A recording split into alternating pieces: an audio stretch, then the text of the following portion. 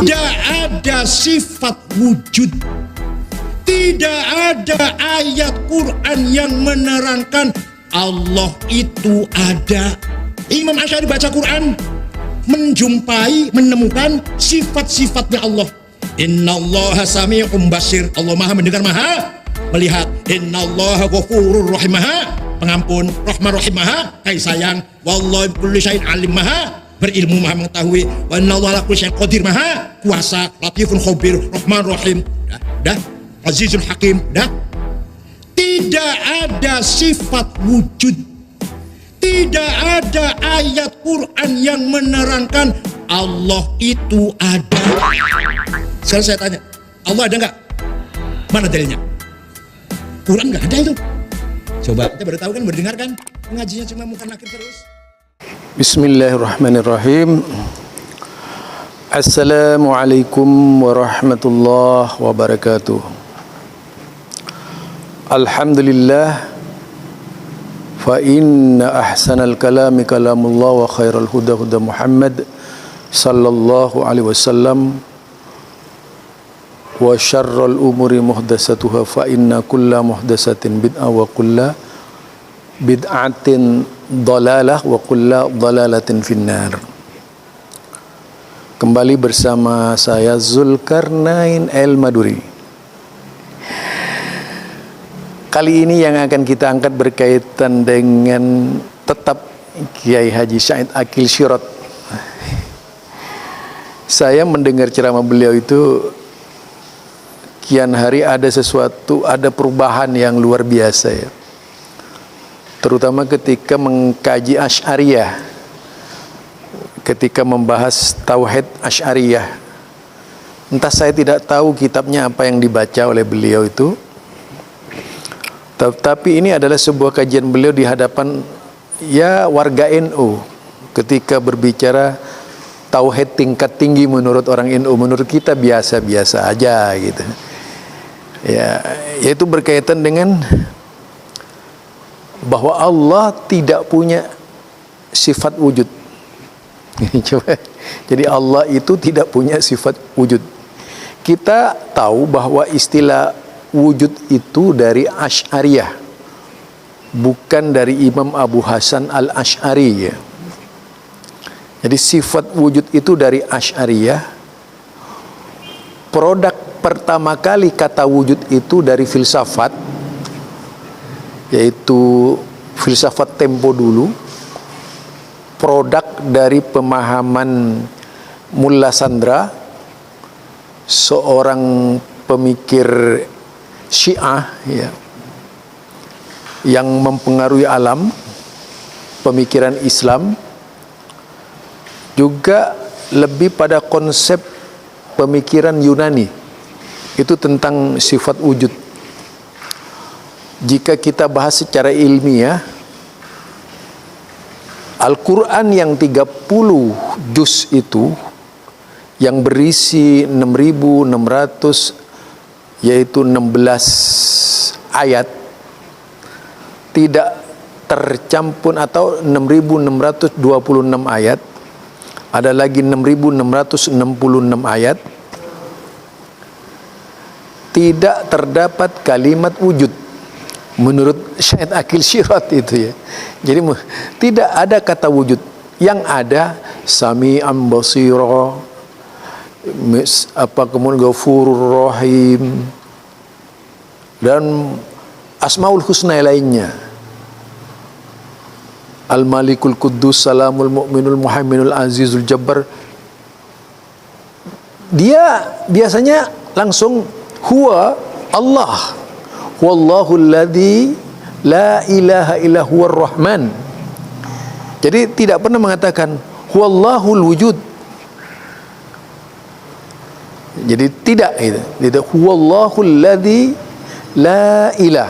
Langsung dengan kalimat nafyun, la ilaha, tiada ilah, illa huwa ar-Rahman ar-Rahim. Wallahu alladzi la ilaha illa huwar Rahman. Allah huwar Rahman.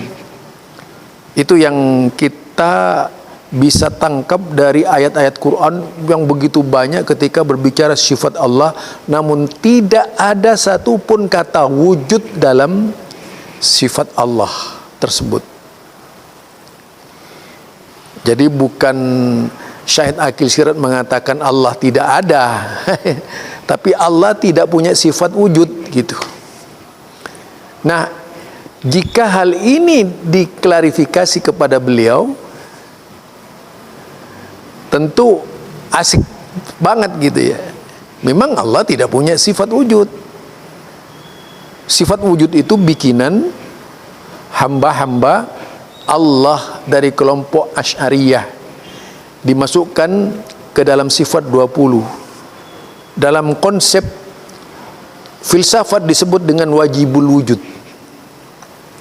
Nah, kata wujud ini biasanya jika di dalam Islam selalu dikaitkan dengan benda. Tapi mengapa kemudian kata wujud ini dikaitkan dengan Allah gitu? Padahal kalimat itu sendiri tidak pernah terdapat pada firman Allah.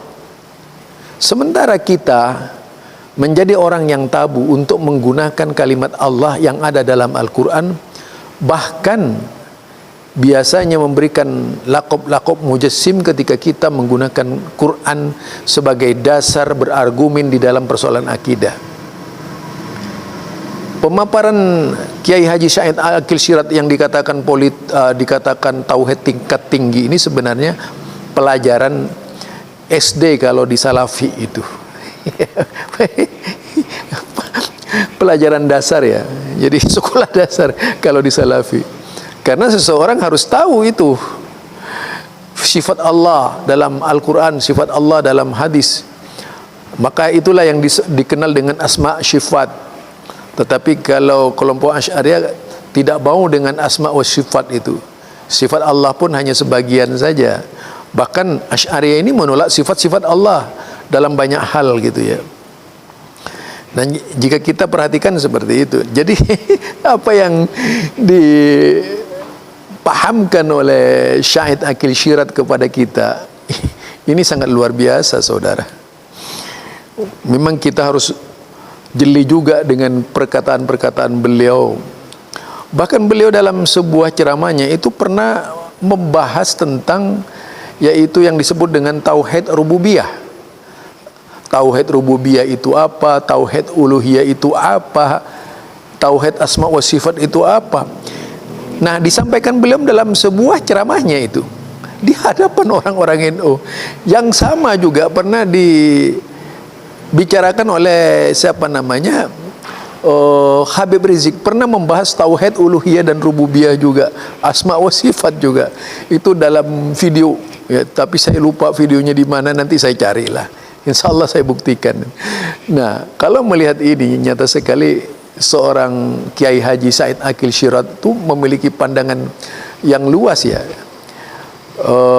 Terlebih kalau menjajaki beliau dari sisi keilmuannya, memang kita teka-teki ketika berbicara ini di depan tokoh-tokoh NU misalnya, dikatakan tauhid tingkat tinggi oleh youtubernya, saya itu menjadi orang yang ketawa pertama kali karena pembicaraan seperti ini sudah biasa kalau di Salafi ya.